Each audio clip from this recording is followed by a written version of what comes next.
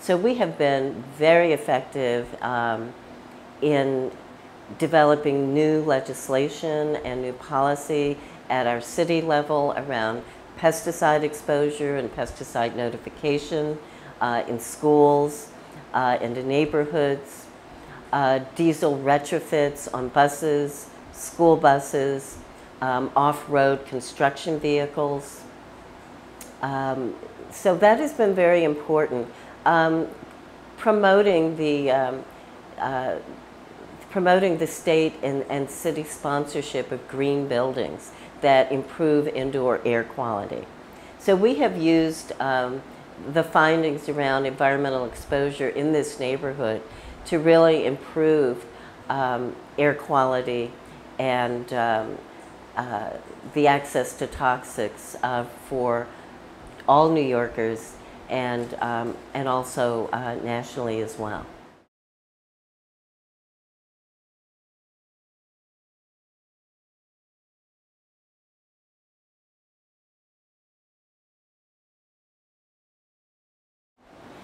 So I've talked about our local work on air quality, and it's ongoing.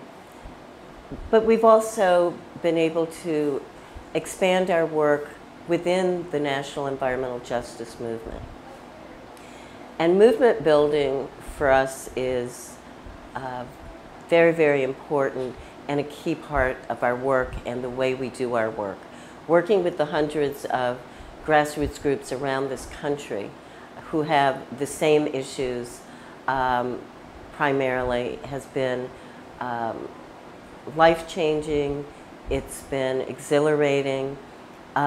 It's important for communities to know that they're not in it alone, and for us to be able to work together to have a unified voice for communities of color and low-income communities. Because we are so disproportionately impacted, we don't have as much capacity as mainstream environmental organizations. And we know that the business community and industry has a stronger voice on these issues with environmental regulators than community residents do. So coming together with a unified voice and to pool some of our resources within a national movement has been very important.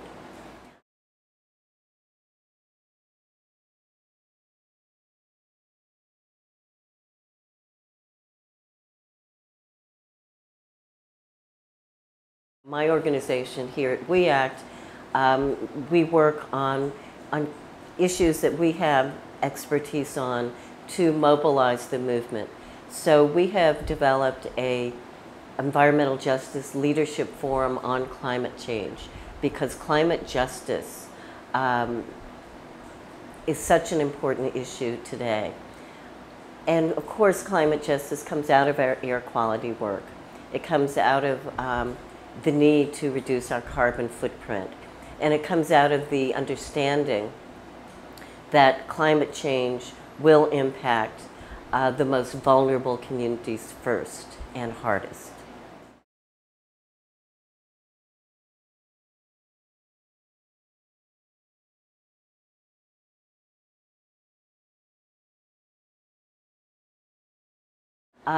Even though it's been an under-resourced movement, it has been one that has achieved incredible policy and practice change. I don't think we get the credit for it that we richly deserve, but I think if you look at so much of our legislation around air quality, solid waste, pesticides, I think you will see the footprint of the environmental justice movement working to push the EPA on these issues. As you may know, over 35 states in this country, according to the National Bar Association, have developed policies or legislation that involve environmental justice considerations. That is a tremendous victory for the kind of work that grassroots groups have been doing, again, with so few resources, so few staffing, many of them still all volunteer organizations as well. So I wanted to highlight that work. We don't have a central organization or a coordinating group sitting in Washington, D.C. So to have that unified voice has been a very, very difficult.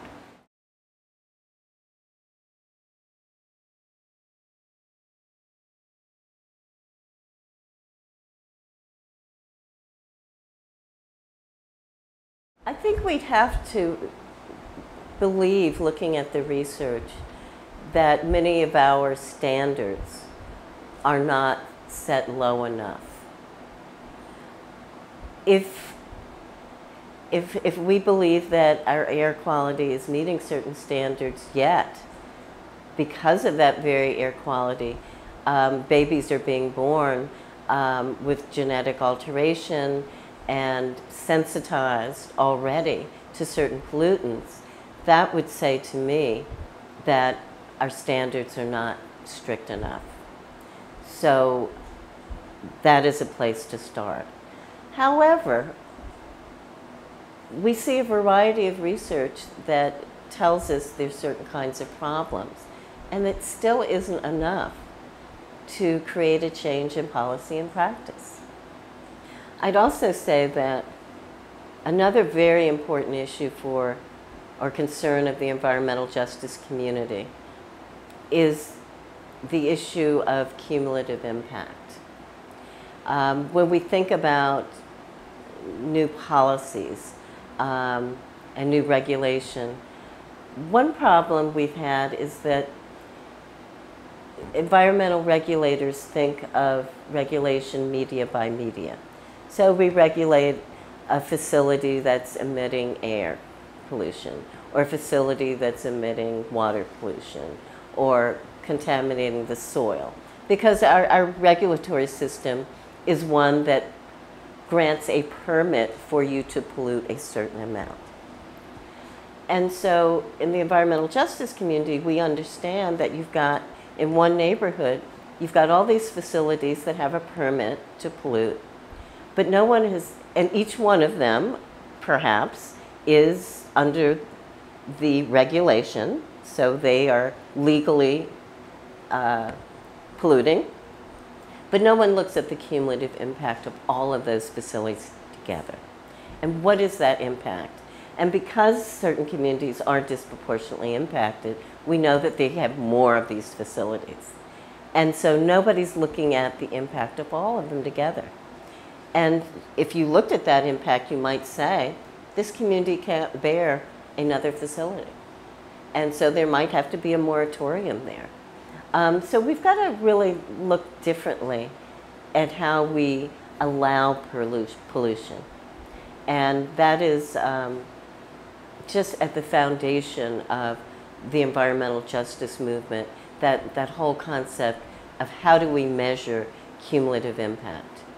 You know, we certainly need better regulation, but we also need enforcement of the laws we already have. And one area of environmental justice concern is the lack of equity in environmental enforcement from among communities. Some communities get stricter environmental enforcement than others, which is another way that race and income plays into this mix.